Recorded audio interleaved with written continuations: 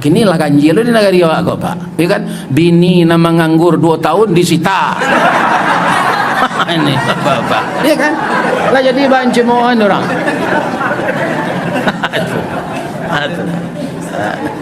Ini Bapak. Jadi bini apa jangan sampai menganggur karena sita loh kok.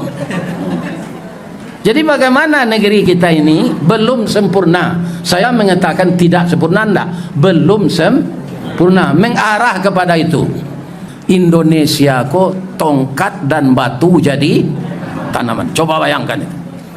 Berapa indahnya NKRI ini. Iya kan? Cuma cara mengurusnya Pak alun samparono lah itu saja. Iya kan, belum kalau sempurna kita urus kok Pak, ndak tanggung kayonya. Nah, iya kan? Turki saja Pak, itu para jemaah daerahnya tandus. Tapi jalan biasa sinan sama jalan tol, ndak membayar. Dia jalan tol membayar Pak.